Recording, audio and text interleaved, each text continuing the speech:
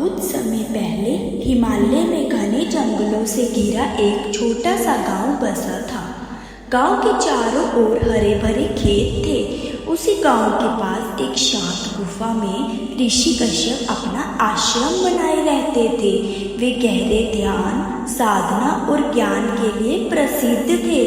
लोग दूर दूर से उनकी शरण में आते और उनसे जीवन की कठिनाइयों का समाधान पाते। ऋषि का स्वभाव बड़ा ही करुणामय था।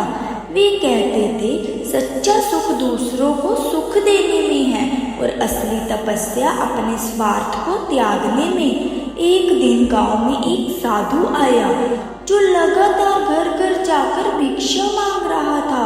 उसकी आंखों में भूख की पीड़ा साफ झलक रही थी, लेकिन उसका स्वर कुछ कठोर था। लोग उससे भयभीत होकर उसे देने में हिचकिचा रहे थे। गांव के बच्चे उसका मजाक उड़ाने लगे, महिलाएं दरवाजा बंद करने लगी और कुछ पुरुष उससे दूर हट जाने को कहने लगे। साधु बहुत निराश हो गया। थक हार कर वह ऋषि कश्यप के आश्रम पहुंचा। उसने झुककर कहा, महाराज, मैं भूखा हूँ, मुझे कोई भोजन नहीं दे रहा, आप ही कुछ कृपा करो। ऋषि ने मुस्कुराकर उसे बैठाया, अपने शिष्य को बुलाया और कहा कि साधु को गर्म भोजन दिया जाए। साधु ने संतोष पूर्वक खाया और फिर ऋषि से बोला, महाराज, मैं कई गांव में गया पर कहीं मुझे कोई सम्मान नहीं मिला। लोग मुझे नीची निगाह से देखते हैं, मानो भिक्षा मांगना अपराध हो। क्या सच में भिक्षुक होना अपमानजनक है? ऋषि ने शांत स्वर में कहा, बेटा, भिक्षा मांगना अपमान नहीं है यदि उसका उद्देश्य पवित्र है।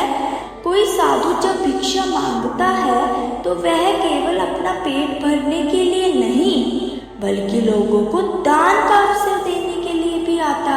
याद रख। ऋषि मुस्कुराए और बोले, भूख तो शरीर की समस्या है, परंतु अहंकार मन की समस्या लग गई। अगले ही दिन उसने अपने व्यवहार में परिवर्तन किया।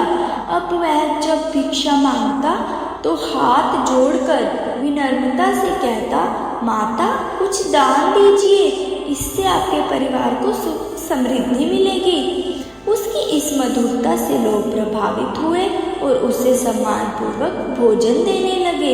धीरे धीरे गांव के लोग उसे अपमानित करने के बजाय आदर करने लगे। कुछ बच्चे उसके पास बैठकर उसके जीवन के अनुभव सुनने लगे। एक दिन वही साधु ऋषि के पास लौटा और बोला, महाराज, अब मैंने जाना कि सच्ची साधना केवल भिक्षा मांगने में नहीं बल्कि विनम्रता और करुणा में है। जब मैं दूसरों का सम्मान करता हूँ तभी मुझे भी सम्मान मिलता है। ऋषि ने कहा, बिल्कुल सही बेटा, संसार में कोई भी कर्म छोटा बड़ा नहीं होता, कर्म को महान बनाता है उसका भाव।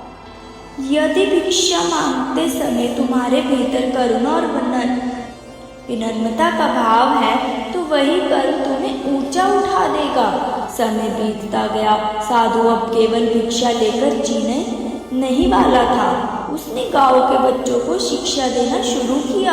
वह उन्हें कहानियां सुनाता, जीवन के मूल्य सिखाता और बताता कि परिश्रम और विनम्रता से इंसान ऊंचाइयां पा सकता है। ऋषि कश्यप ने देखकर प्रसन्नता से कहा, देखा बेटा, जब तुमने अपने स्वभाव को बदला तो समाज ने तुम्हें बदल दिया। यही जीवन का नियम है। दूसरों को वही दो जो तुम अपने लिए चाहते हो। धीरे धीरे साधु स्वयं एक छोटे से शिक्षक की तरह बन गया और उसकी उपस्थिति से गांव में एकता और सहयोग की भावना प्रबल हो गई।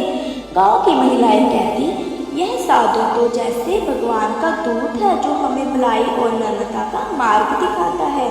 ऋषि कश्यप ने उस साधु को देखते हुए अपने शिष्यों से कहा, याद रखो, कोई भी व्यक्ति चाहे कितना ही गरीब या असहाय क्यों ना हो, यदि उसके भीतर सद्भावना और विनम्रता है तो वह समाज के लिए दीपक बन सकता है। साधु की यात्रा भिक्षा से शुरू होकर शिक्षा तक पहुंची। उसने समझ लिया कि जीवन का असली मूल्य केवल लेना नहीं बल्कि देना है, चाहे वह भोजन हो, ज्ञान हो या फिर प्रेम। ऋषि की यह शिक्षा गांव की स्मृति में पीढ़ी दर पीढ़ी गूंजती रही।